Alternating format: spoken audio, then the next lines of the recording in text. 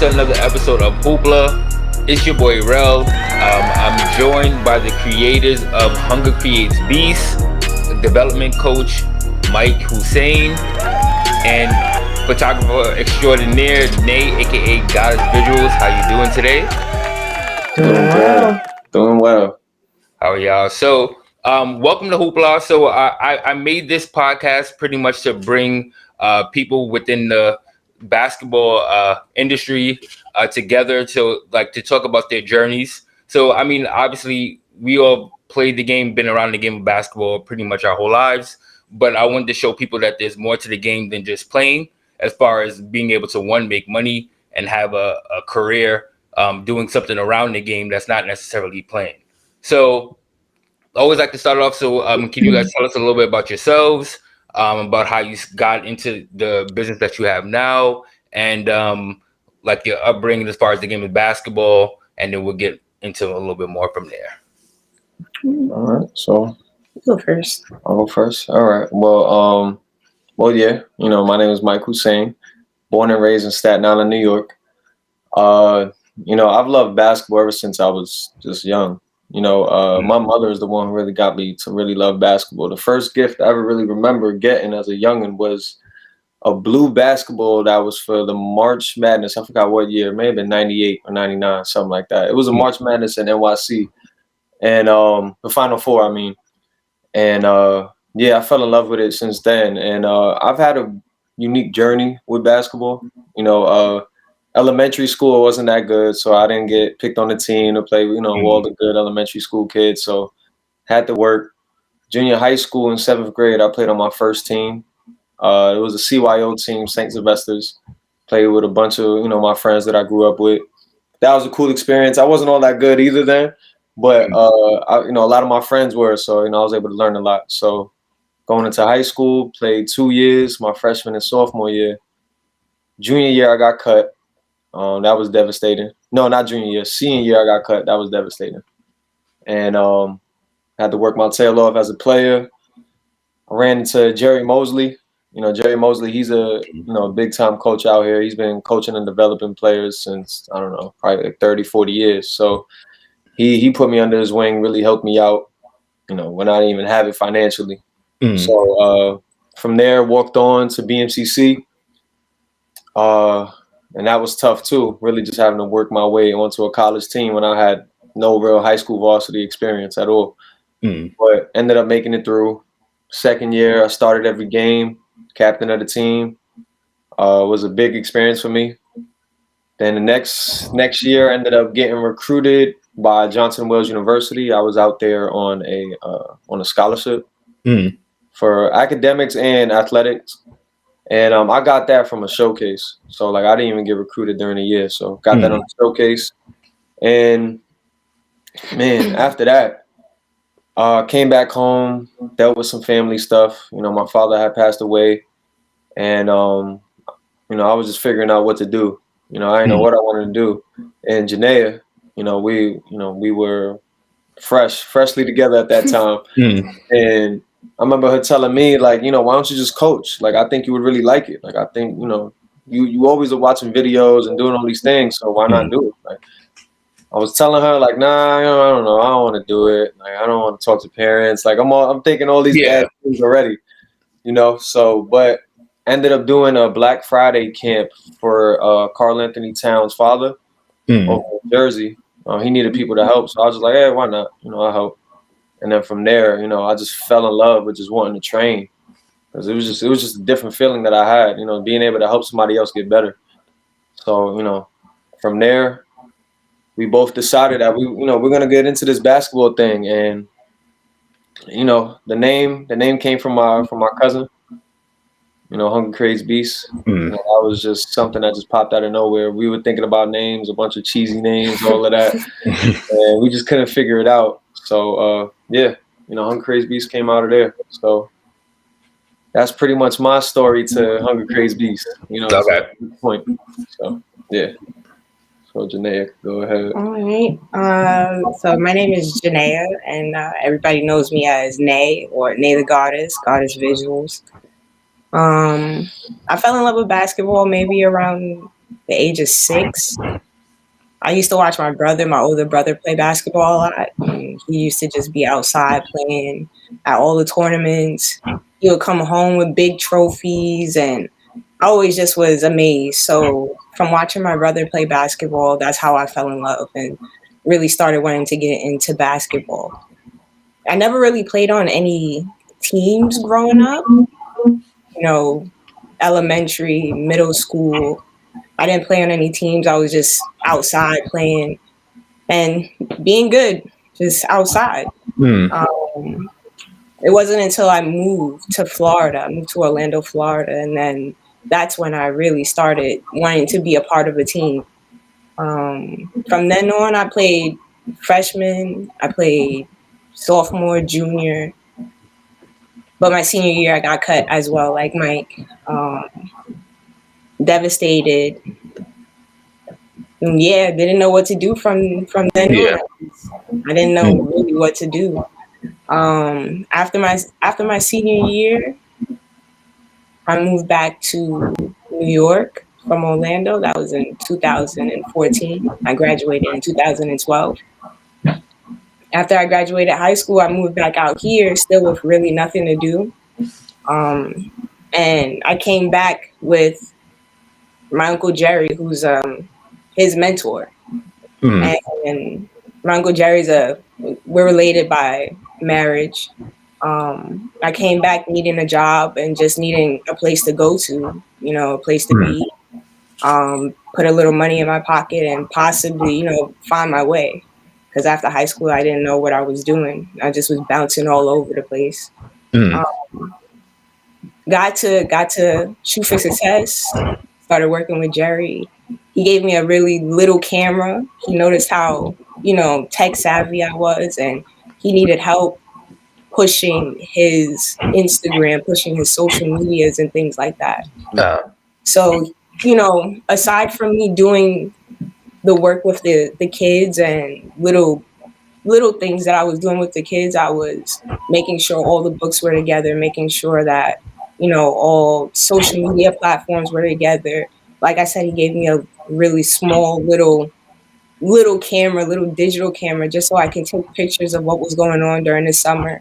And I could post them, and, we get more people involved and things like that. From then, I started really, really like, all right, I know I can do social media. I know I can do that.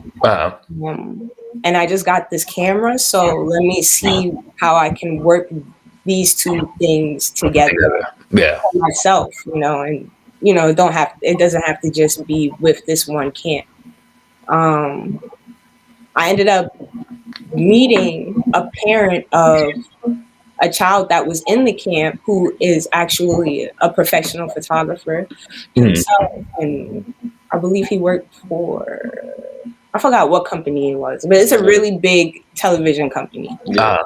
And I just remember him coming into the gym with this ridiculous camera, and here I am with this little digital camera, and I'm falling in love with just taking pictures and content. I'm falling in love with that, and he comes into the gym with something that looks like a brick of gold to me. So he notices that I'm working with this small camera. We end up talking.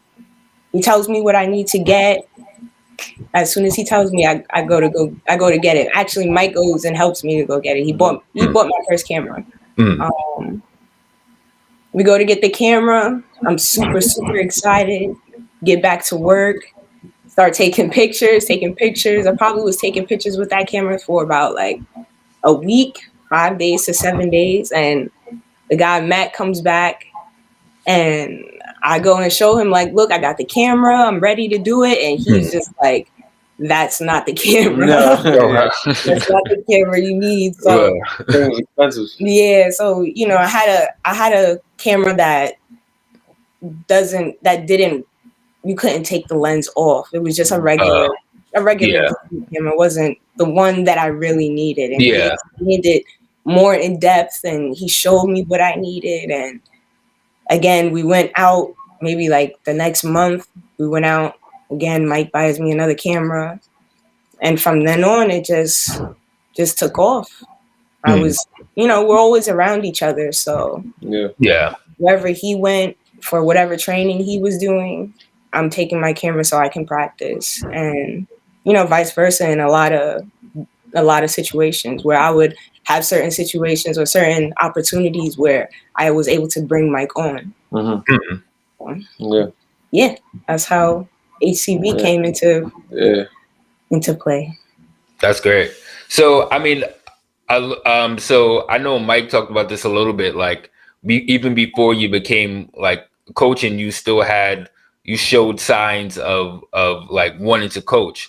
Like for me, I mean, I do personal training, like fitness training, and I honestly, before, like when I was in college, even when I played in college, I didn't like working out. Like I hated working out. Like I was like the last one to go to the weight room. Like people, like I hated working out, but I always loved like watching people work out as far as like basketball. So like I always, even in like when I was in high school, I used to watch like videos of like workouts and like people like I remember watching LeBron work out with a trainer one time, and he was just doing like the bands and stuff, and I went out and got the bands, and it's still something that I use today. Like I'm known for using that stuff today. So I feel like it was like back then I didn't know that this would be where I would be, but I knew that like even like my friend like in high school I had like the jump soles, and I was the one with the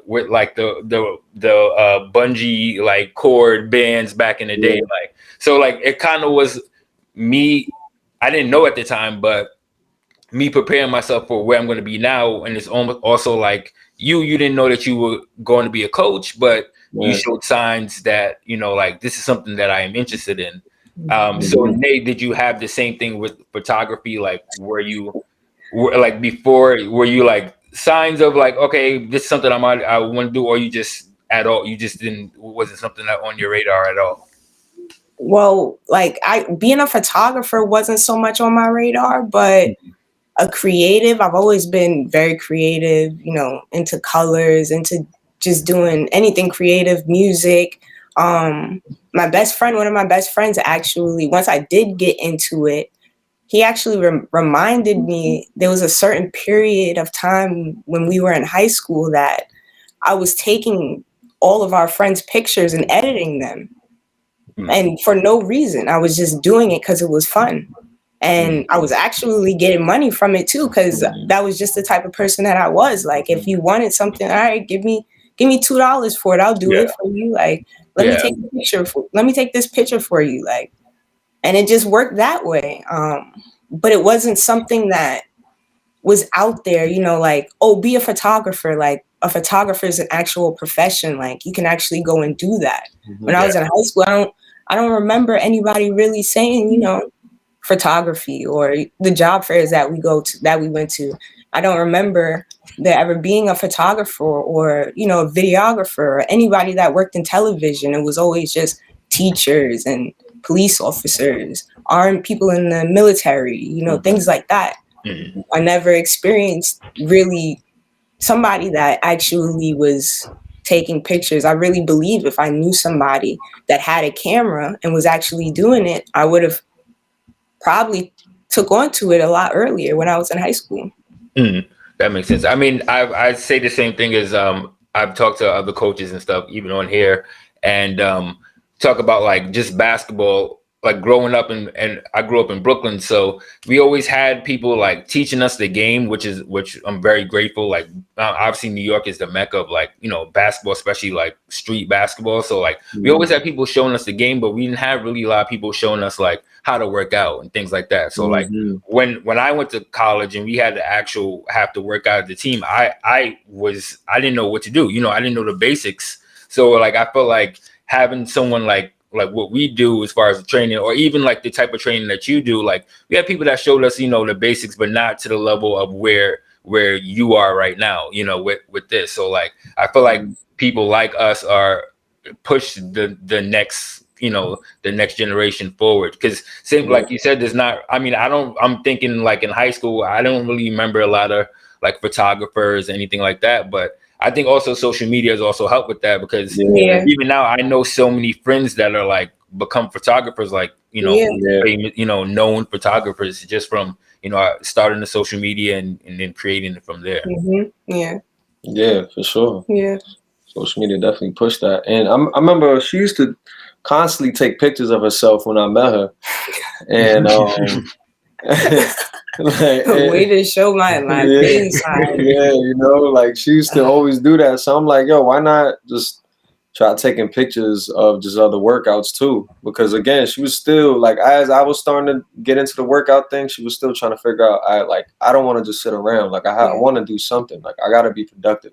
Yeah. So, she just tried it out a few. Like there's one particular picture where I really looked at her and was like, nah, you have to do this. Yeah. Like it was just, it was on a regular camera, but it looked amazing. And I was just like, yo, it was the angle, how she zoomed in or whatever, whatever it was, something I just couldn't do. So I'm just like, yo, you have to keep doing this. Yeah. So tell us a little bit about Hunger Creates Beats. Like what exactly you guys do. I know you said you're in Staten Island. So is it mostly Staten Island players or just players from all over the city? I mean, yeah, it's really all over the city. We're based, in Staten Island. So, we do work with a lot of, like currently we work with a lot of junior high school Staten Island players. But, we're always traveling. I had a few workouts, in the city. We've done workouts, with our family, with our brother, Mel Harris, Dirty Work. We've done plenty of workouts with him in the city in the Lower East Side. In Brooklyn, we were in the post, for some time. Probably not this year, but last year we were in the post for a good amount of time. Yeah, I seen that. And we're all over. We really focus on just the overall development of a basketball player. So that really encounters mental development, physical, learning how to step, really the basics. I'm not gonna say we're like DBC or like yourself, like we teach the basics of what they need to know how to move properly, just how to function. And then from there, we go ahead and teach them the skills, because if they don't know how to step properly or how to even squat properly, they can't learn any of the skills the right way. Yeah. It just doesn't make sense. You're building a player up to get hurt, So yeah, that's something that we really stress with all of our players. But yeah, it was really the overall development. That's why we decided to start a whole AAU organization now. And just because like we're starting to notice that we would work with certain players, and then they would get with their teams, and then all of a sudden it just seems like their skill level just drops for whatever reason. We don't know. Yeah. We could blame a whole bunch of things, but for us to really see, it's just like, all right, let's do this. Let's make a team for Staten Island too. Yeah. Every other borough has an elite squad. Yeah. Like an elite team that you know about. Staten Island doesn't have one. So we really are striving to do that, full-fledged now. And in a different approach. We're not looking to bounce around a bunch of tournaments and do that. Like we're gonna keep it real strategic. We're gonna look to get into the best tournaments and just keep it minimalized and just really practice. Really develop and practice. And then when we get to the tournament time, we'll get right from there. And we know we're gonna be playing some talent. So that's really our approach, the overall development. And I'm sure Janaea could speak on it, but she really is really helping out with the exposure factor too.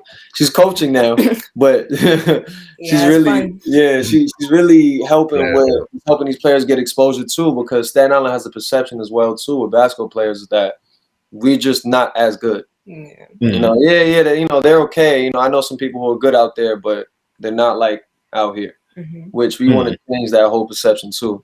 We got some young bulls over here, so we want to build on that and show the world that we have some talent here. Let's all work. Yeah.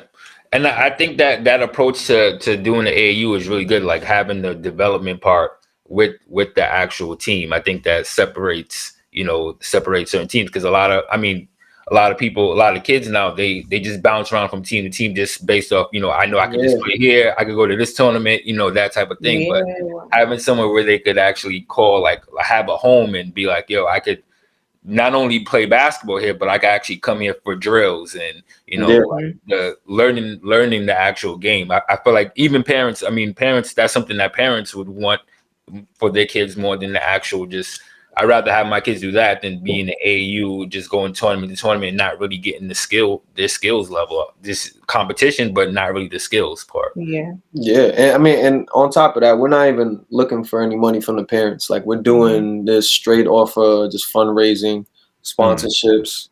You know, like everything that we get from the fundraising is strictly going towards the program, whether it be a hotel expense for whatever we go, or bringing in like a specific teacher to help them with something that particular day. Like, we might use a practice day for just straight mental building. You know, like we might bring Coach D around or something like that, you know, where she specializes in all of that, you know, and we want to show players at a young age, like these are things that college and pro players are getting. Like, we wanted to start early to really show, like, yo, if you really focus on your grades and, you know, you're behaving with your family and you're focusing on your game, you could get all of this stuff. Yeah. So you could really benefit from that. And, you know, there's a reason why the greats are where they're at, because they focus on everything outside of the skill development. So everything else that makes them that great. So we want to start that early. Yeah, that's really good. And as far as like Staten Island, like basketball in general, like how do you think it's changed in like the last like 10 or 20 years as far as like the level of talent? Man, I mean, unfortunately, I feel like the talent level has dropped. You know, there has been, you know, some talented young kids, but coming up from my time, I remember seeing a few 1,000-point scorers in high school, like a few of them, and really wanting to be just like them. Like, I don't get that same feeling anymore from any of these other younger players. Like, if I'm talking to these younger players, they don't even know who's playing on varsity for some of these high school teams. Like, it wasn't like that when I was coming up. Like, we knew, Moses, Holy Mo, like when he was playing, we knew that, all right, yo, son is nice. We got to go watch him on demand when they used to have it with Tom Warner. Like, we got to go watch his game. Like, do you know who he is? I know. Come watch him. Like, we knew all of these guys already. Yeah. But we don't.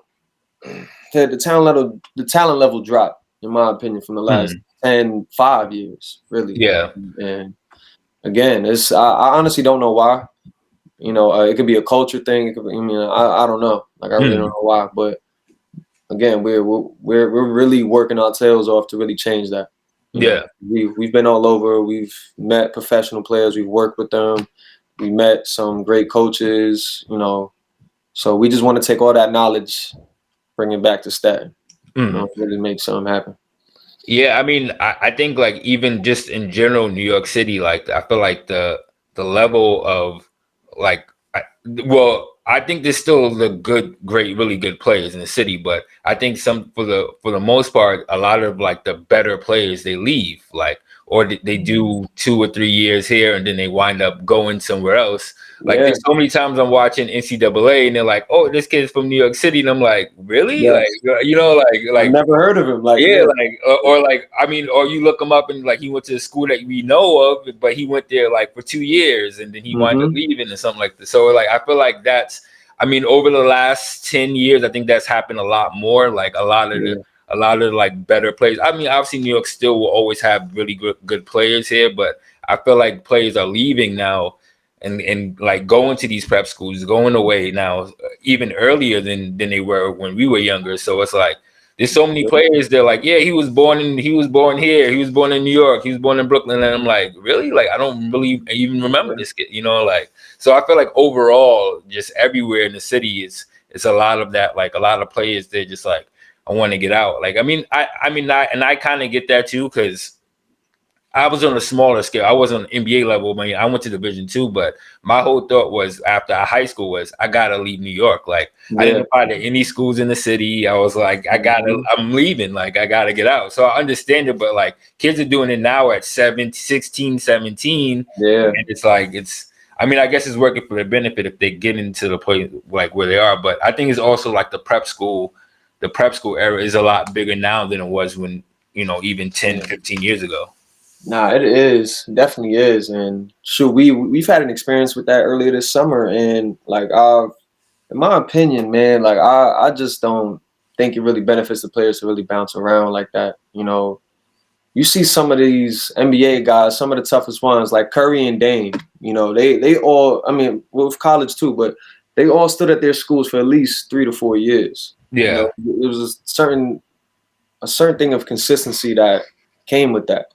You know, when these players are bouncing around in different schools, it's like, how can a team? It's almost like a job that you're interviewing for, and you have a bunch of jobs on your resume. They're gonna think you can't keep a job for nothing.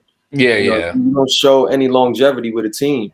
You know, so I think it sort of hurts them, and mentally too. Like, you want to build something with a group of guys. You know, you want to struggle with a group of guys, and then you also want to win with them. You know, you want to find out how to, you know, find the ways to win. You know, just build on that journey. You know, you don't really get that if you keep bouncing around. But yeah, you know, you don't really get that when you keep bouncing around. Yeah. No, yeah, I get that. I mean, I feel like, I mean, yeah, because if you're a player, there's a lot of NBA guys, they do maybe 2 years at a high school, they do 1 year at one prep, they go 1 year to another prep, go 1 year at college, and then they go to the league, and it's like, you just did 3-4 years, and you just with one team, like, you a whole new system, whole new coach, whole new teammates, everything. Like, you can't really, like you said, it's hard to get in that, like, to grow with the team when it's like that. Yeah, and that's a legit skill, like learning how to work with a group. You know, like really learning and understanding that it's not all about you. You know, I'm not, you know, I don't know the problems that's going on with Philly, but like with Ben Simmons was one of the players who jumped around. He did 1 year at a school, and yeah, you know, now it's like it seems like he's entitled. Like, I don't know, but it just seems like he's entitled, and a lot of players are like that. Like Janae didn't see, like she, you know, she done did EYB event, you know, EYBL events and whatnot. You know, she saw all these players and continues to see them, and she sees it firsthand with all these elite players, and it's a little chaotic. Yeah. You know? Yeah, it definitely is. I mean, and that's why it's like, I mean, it's just good and there's bad to it. I mean, obviously these kids are getting exposure, which is, and they're getting to that to the level where they need to be. But at the same time, it's like it's as a player, it's hard to develop like that. You can't, if you're going from one thing to the next, you can't really grow. It's hard to really grow as a player. And it's like, and it's also creating, I think it's creating more of like for a kid that's like 15, 16 years old. Now he has people at his games, you know, not just talk about coaches, but he has actual fans at his games. He gotta play to the fans now. Like, he gotta play to his followers. He gotta play to the coaches. He gotta play, you know what I'm saying? Like, and you doing that at 15 years old, it's pretty crazy to think of like that. Like, you know. Yeah. Like, it is crazy because I remember just feeling pressured if my parents was in the game. Like, imagine you got 100,000 followers, everybody you know, and they seeing you watching your game. Like, you gotta live up to everybody now. Like, it's more to the game now than just, you know, like, you take a person like LaMelo Ball. He was in the spotlight at like 14, 15. People knew who he was. Like, he was, so it's like people following him, like asking you for autographs at 15 years old. It's gonna change how you think. I mean, it has to. It has to. I've seen it for adults, so it has to have. I mean, for kids, definitely. Like, I think the game has changed. I mean, it's good. There's good in some aspects, but at the same time, it's like it's taken away from the actual game part of it too. Like, at that point, it's a business. You know, when it gets to that, you're 15 years old and you have a business. I mean, you got like players now, like Mikey. He has sponsorship for like $1 million plus as 17. Yeah, it's like 2 million or something like that. Yeah, he hasn't even played college ball yet. Yeah. I think he's still got like 1 or 2 more years of high school or something. Yeah. That's crazy. I mean, yo, shout out to him though. Yo, that's a nice.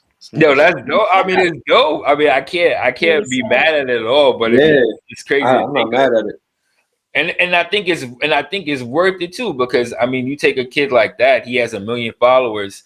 He should be able to make money off that. Like, there's no reason why he shouldn't. So it's like I get it. Like I think the other way around would be worse, because it's like, let's say he has 1 million followers, he can't make money off of it, and then God forbid he goes to college, gets hurt. Now he has no way of getting any kind of money, you know. So it's like, might as well get it when you can. Yeah. I mean, hopefully he has a good, you know, supporting cast behind him to help him with that money. Yeah. So Yeah, just in case of that, yeah, because that's the key. Well, not only for him, for all those players. Like, there's a lot of people. There's gonna be a lot of money be thrown around to these kids now, and it's like you got to make sure you're not going in crazy contracts and all that type of stuff too. So, yeah, that would be interesting. But speaking of that, so like, I mean, I understand obviously that we all use social media for like to aid our business. I mean, it's the way of getting yourself out there. It's a great way of marketing. So like, how do you think that like Instagram or social media has helped or changed your business and from photography or just the basketball in general? Well, to be honest, as much as we do utilize social media and Instagram and things like that, we don't get most of our business through social media. Mm-hmm. Instagram is really a platform for us just to showcase who we are. Yeah. Yeah, a portfolio. A lot of our business comes from word of mouth. Yeah. Yeah, that's true. So I mean, I know a lot of people do get business off of, their Instagram and their likeliness off of Instagram, based on how many followers they have, how many likes they have, how many people are, just tuned into their stuff. So that intrigues people as well. But I believe there's a certain aesthetic that we have on the HCB page specifically. I think it intrigues people. We don't put too much on the page, so that also leaves people wondering what we do. Yeah. And it makes people want to join, or it just makes people curious and leaves people wondering. And when they do hear about us, or when we do step outside, they're like, okay. It's almost one of those things where you might know somebody, but you can't place their face. Yeah. When we go outside and they're like, and they see the logo, or they say, somebody says, "Oh, that's HCB," they be like, "Oh, okay, that's who we seen on Instagram," or they might see one of our players and they're like, "Oh, we've been seeing him on the page, like we see him all over Instagram." And we don't have too many followers on Instagram, but it circulates. It circulates throughout all boroughs too. To the point where we've heard people say like that aren't from Staten Island, like, yeah, we've been seeing your stuff all over the gram. Yeah. So it's a lot of strategic methods. I'm not a fan of giving all my tools and my tricks, That's fine. I hold them down sometimes. But we definitely got like we worked with Nigel Hayes last summer. Through word of mouth. He was just out here, with his boy, or his boy was doing music and he needed to work out. So he was just asking around, and like 4 or 5 people told him about us. And then one of our family, man, Aunt, from Brooklyn College, TYP, he's the one who told him about us too. Like, I think he was like the last person who told us about him. And then who told him about us, and he checked our gram, and Janaea controls it. So she got it to the point where it looks appealing. So he contacted us, and we was able to work with him for that whole week. And that was just off the strength of, again, word of mouth and Janaea's presentation with the gram. Yeah. Yeah, I mean, word of mouth is, I mean, that's how I get most of my most clients too as well. But I mean, I feel like that along with, like a lot of people sometimes don't understand the power of social media, as far as, even though you might not feel like you have, you might not have a lot of followers compared to, like, someone else. It's just, there's so many people that still are like, oh yeah, I've seen you, I've seen you around. Or, I mean, they might not give you a like or share, but people see that, and it's like, they remember that too. We know that all too well, for sure. Yeah, we see that a lot, But one guy in particular who always shows love is like Phil Handy, who coaches for the Lakers. One of the, he's the player development coach. Yeah. And I've spoken to him a few times, and he was, very, very just open, loving dude. He's always showed us love. So it's like, all right, we don't have a bunch of followers, but we got some pretty cool followers though. Yeah, it's about that's what it's You know about. what I'm saying? Yeah, I mean that's what I think the whole social media really is like. What it's really about is like, especially if you have a business, it's not always about having the most, but having the quality of people on there that will be interested in your stuff. So like, yeah, I think that's the main thing. Well, that's the best thing as far as like businesses go. And I mean, I've taken a lot of like different business courses and have like people like other friends that have businesses, and it's always like one of my friends, he does talks and everything, and he always says like, for businesses, if you don't talk about your business, people will never know about it. And a lot of people don't really, people are like, yeah, of course I talk about business, but a lot of people are afraid to talk about their business. And I was like that at the beginning too. Like I didn't want to like intrude. I didn't want to seem like that guy, the person that's like being annoying, but it's like, people don't know about it, then how are they going to know about it? So it's like me just being able to just talk to other people about it.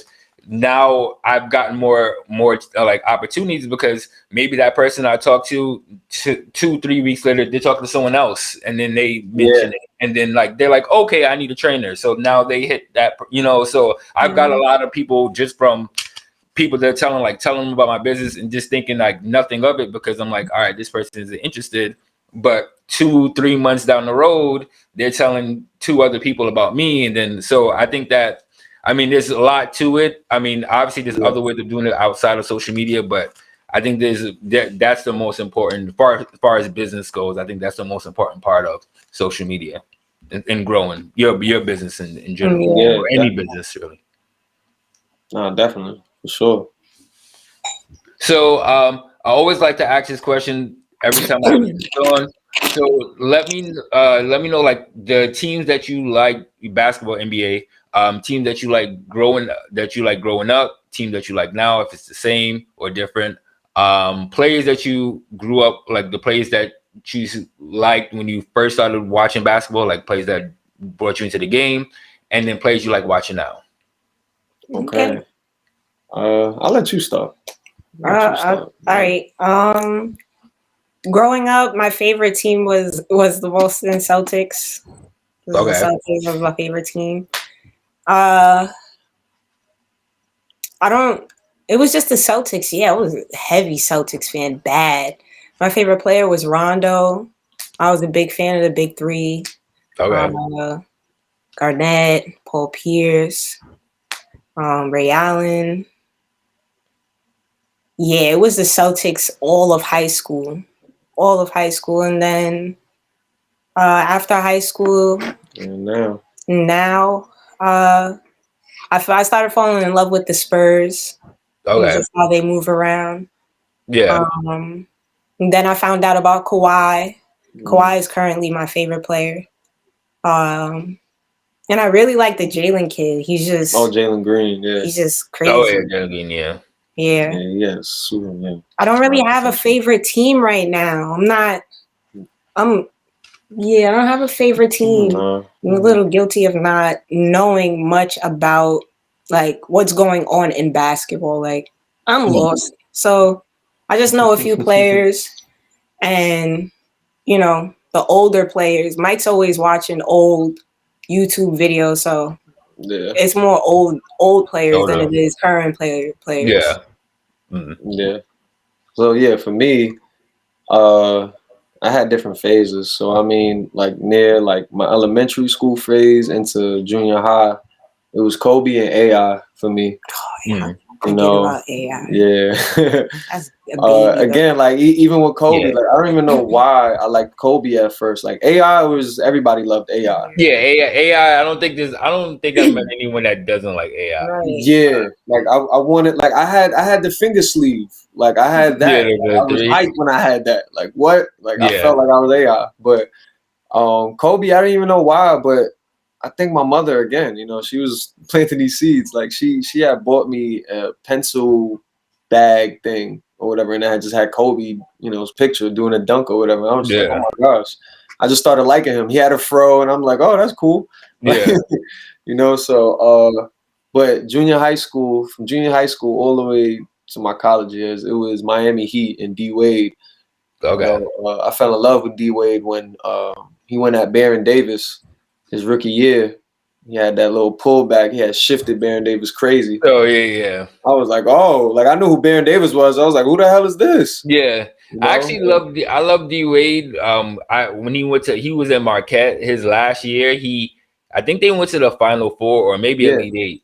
Final Four. Word. Yeah, he went on a crazy run in that, and that was like, oh, that was the first time I actually ever seen D Wade, and then from there I was like, I was like, yeah, I could fuck with D Wade, and then he's one of my favorite players too. Like I always loved D Wade. Especially when he won the 2006 championship, I was like, yo, he went crazy in the finals. I just got goosebumps too. Like, yo, like I was a massive D Wade fan. Like, I was the only one with the Converses, with D Wade's Converses. Yeah, nah, I didn't do that. Anybody would say that. D Wade's sneakers collection. D Wade sneakers was not. He was with Jordan with a couple years, so I give him that, but. D Wade had the Converse, then he's like what, Leaning or something now? Yeah, Leaning, word. Yeah, but I mean he's doing his thing there though, so I give it to him. But word. You know, I definitely questioned his sneaker choices. yeah. Those Converse, I remember the first ones too. I remember those first ones. Yo, I was hyped because nobody had them. Like I caught them at a finish line in the Bronx. Like just random time. I was in the Bronx with my parents. I was like, yo, I gotta get them. I'm going back. Yeah, I mean, that's definitely a case of getting like one of your favorite players' sneakers type of thing. Like, I mean, for me, mine was Rasheed Wallace. I used to love Rasheed Wallace, so I used to have the Sheeds, like the patent leather the high top ones. I know I had the all black ones, and I think I had 2 pair. But it was like Rasheed, like his logo was like him up like that, like grabbing the rebound. For me, I used to love big men. Like that was, I played forward or like center for the most part. So I always just loved big men growing up more than, obviously I love AI, but my favorite players were all either centers or power forwards. So I used to love like Rasheed Wallace, KG, like all those guys. So it's like, yo, Rasheed Wallace. I remember I had those Sheeds. People were like, what? Like, what do you do? But I actually love those shits. High top Air Forces, and he used to play bowling those. Which I just don't. I don't get how he did that. Yeah, he used to play bowling those. That's crazy. Nah, I wouldn't be able to do that, man. I wouldn't be able to do that. But yeah, yo, I got like 3 favorite players now. It's definitely Kawhi, Curry. I can't deny Curry anymore. Like I was always on the fence, but I'm just like, anytime I see the Warriors play, I'm always watching it. Like I stop what I'm doing, I'm watching it because Curry is just amazing. But and it's gotta be Kyrie. You know, it's a toss up between Kyrie and KD. I watch these guys a lot. You know, they're amazing. Yeah, they're fundamentally sound. It's just beautiful. Yeah. No, I love watching Kyrie. I love watching Kyrie. My favorite players right now. LeBron's my favorite player all the time. So as long as he's playing, he's gonna be on my list. Yeah. Then I'm gonna go. Probably. I like watching Dame, but I'm kind of upset that he's on the Blazers now at this point. Like it's kind of pissing me off that he's on the Blazers. So I'm like, I can't. Because for me, I'm more about the players. Like, and I'm like, I understand his loyalty to them, but he has to like start demanding, like, bro, you gotta start demanding either bring somebody in or you're gonna leave. Like all the greats do it at some point. It sounds bad, but like Kobe did it. You know. A lot of players did it. Like even Tim Duncan did it. There's stories that Tim Duncan did that in San Antonio. So it's like you gotta act. I don't even know that honestly. Yeah, they said that the story says that like I think it was probably 2002. I think after they won already, but he wanted to go to Orlando. Like he wanted to go to Orlando, and Popovich, he's a coach, but he also did like he was like front office too. And he was like, no, we're not trading you. Like we are not trading you. And then they wind up getting like Tony Parker and Ginobili like right after that. And then they wind up winning championships. But like there's so many stories. Like even Kobe said that like he brought a house in Chicago, like he was ready to leave LA. And then they brought in Paul Gasol. Like, it's like even Giannis, like even last summer, everybody was like, "Oh, Yeah. is Giannis gonna leave? Is Giannis gonna leave?" And then they brought in Drew Holiday and brought in those guys. It's like you got to ask for that, but yeah, Lillard's up there. I mean, I like to watch Luka too, but I think Luka's in the same situation as Lillard. Like his team is kind of his team is kind of holding him down. My favorite team is the Knicks still, my whole life. So yeah, that's my favorite team now. By the way, yeah. Yeah, no, I love the Knicks right now, and I'm happy to say that. But I mean, I've been a Knicks fan this whole time, so it's been a crazy ride. But yeah, for me, it's like I've always followed LeBron. Whatever team LeBron has been on, that I've loved that team. But I always still love the Knicks. But I mean, I actually feel like for the first time in a long time, we're actually pretty good. Like we could actually compete with good teams, unlike like the last 20 years. Besides, like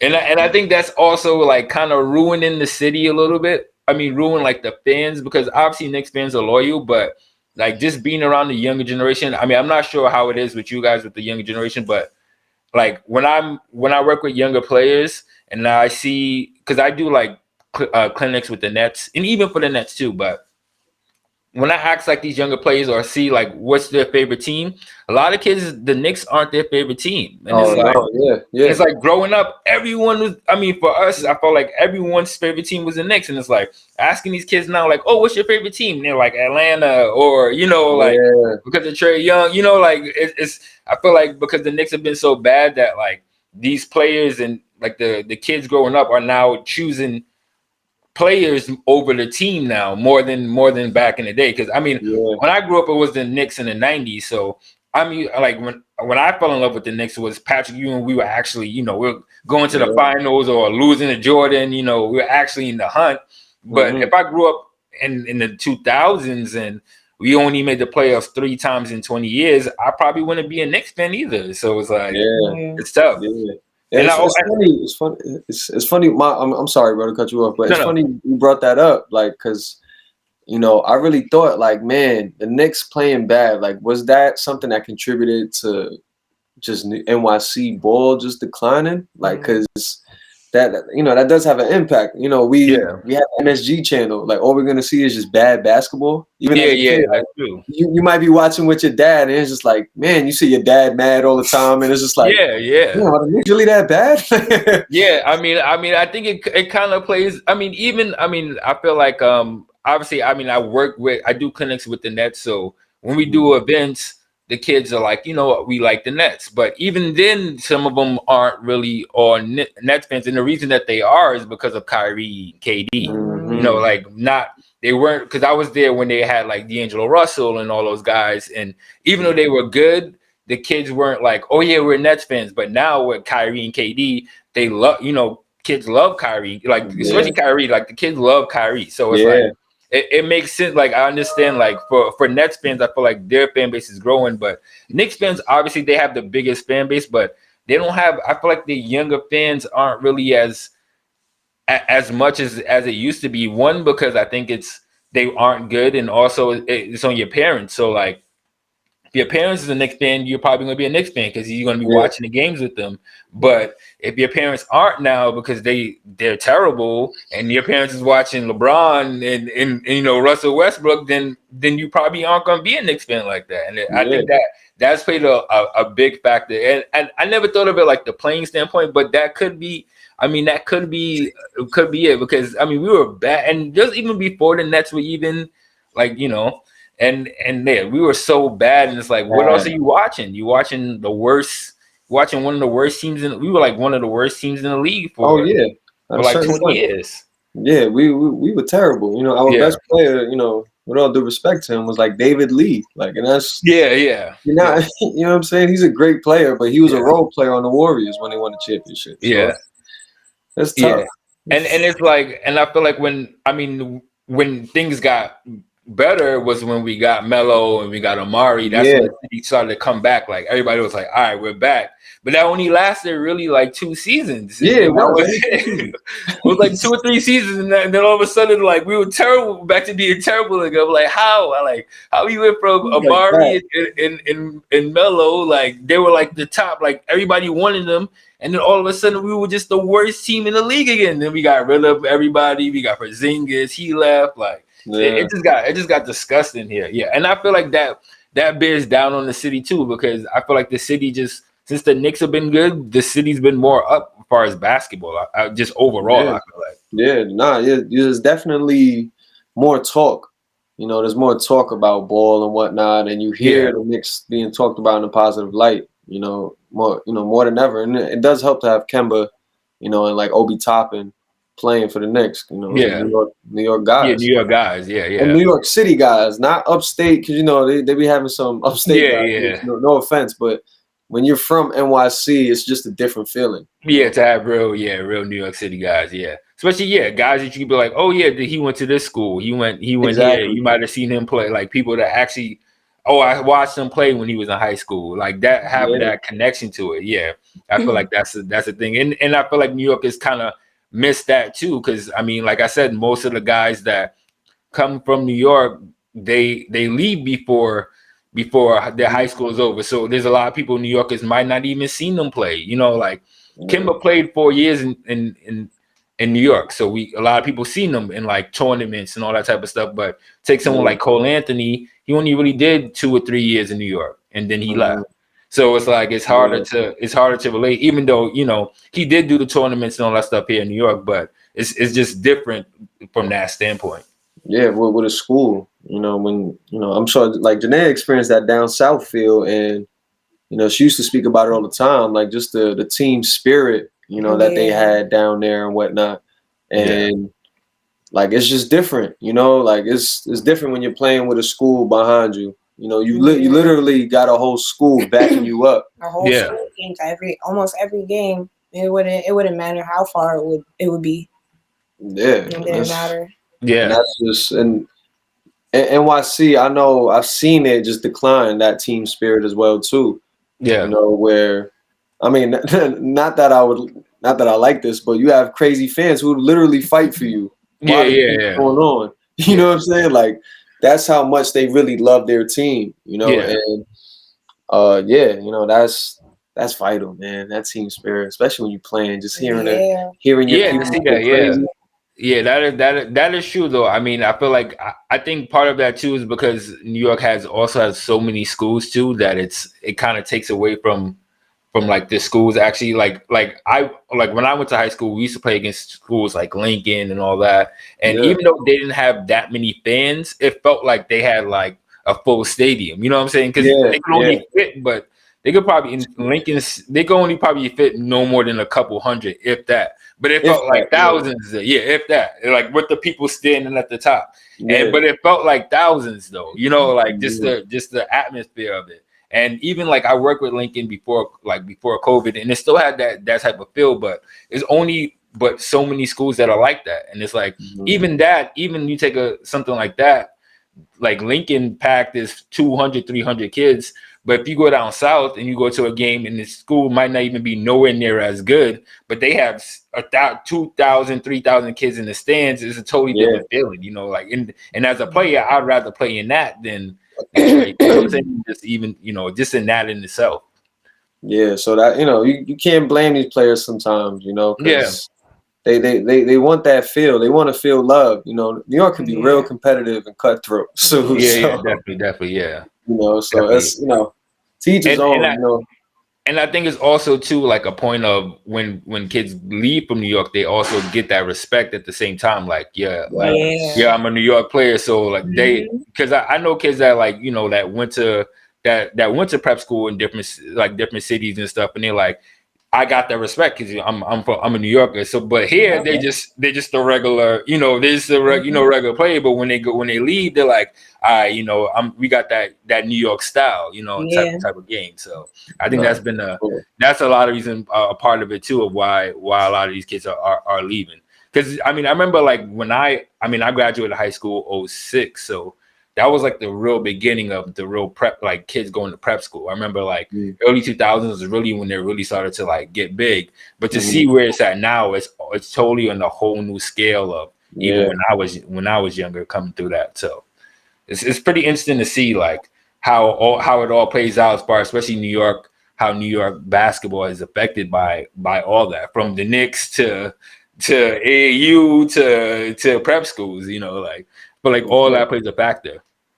Yeah, for sure. And even down to the coaches, how they've handled certain AAU teams and certain programs, like whether it be a scandal financially or whatever it may have been, like, coaches just wanting to win for themselves so they can move up as a coach, not really caring about where the player goes, that's something that we've experienced, definitely out here. Yeah. Out here big time in Staten Island, where it was just the coaches want to just win so they could go ahead and talk to each other about it. Yep. Like not having the real wins of making a player great and getting him into a school, like a top school, like whatever. The local schools aren't bad. Like I've gotten some of my best education from from a local school, BMCC. But there's more and better out there, that we can push for these kids to want to get, because NYC kids too, with the exception of the real top elite players who leave, some people just don't like leaving home. Yeah. And really seeing that there's more to it to open their mind. Like I understand if you have an open mind or whatever, you just don't want to go. And it's like, all right, cool. But you got these people who are really not thinking outside the box. Don't really know a lot about different cultures or whatever it may be. And then they won't leave. You know? And I think we got to push for that to change too, because there's so much in this world that we have to learn, and if basketball's going to help you get to that point, then let's get them there, Yeah. No, I definitely agree with that, because I mean, for me, I feel like it's especially with kids coming out of the city, it's like you said, there's a lot of kids that just don't want to leave, but the AAU sometimes help, being able to leave, Like I remember in high school I only really went away like one time for AAU, but that's like something that I still remember to this day, and I couldn't imagine if I was like in the circuit where we going every other weekend, we're going to North Carolina or we going to Georgia, like I think that really opens up a lot too. And I think that also has helped a lot of those players also leave too, like the ones that have left, because they played in these AAU tournaments and like, oh, Georgia isn't that bad, let me go to school. Like I wouldn't mind going to school down here or something like that. So I think that's been experienced. I mean, one of the reasons why I created this is to expose people to the fact that there's more to the game than actually playing in the NBA. Obviously, everyone has like the NBA dreams, the hoop dreams, but the hoop dreams doesn't necessarily have to be NBA. Like there's places that, you could play overseas. There's thousands of Americans that play overseas. There's people that leave the game and become trainers, become coaches, photographers, things like that. So I appreciate you guys for coming on, and want to have everyone share their journey and let people know that there's a lot more to the game than just playing. So I thank you guys, and if you could let us know like where to find you, social media, websites, and all that, and I'll also post that in the post too. Bet. Give me the HCB page. The HC Hunger Crazy Beast page is at hcb.basketball on Instagram. My personal page is at Coach Mike Hussein. Definitely follow that. You want to say your page? I guess. Yeah, come on now. Throw that on there. Yeah, my photography page is Goddess Visuals. It's GAWDDESS Visuals. Yeah. All right. Thank you for having us. Yeah, thank you, bro. Thank you. It was a real dope time, real dope conversation. I didn't even notice we was on for that long, bro. It goes by pretty quick. Quick. So good combo. So you can find me at ITA Movement, itamovement.com. Make sure you subscribe. Make sure you follow them.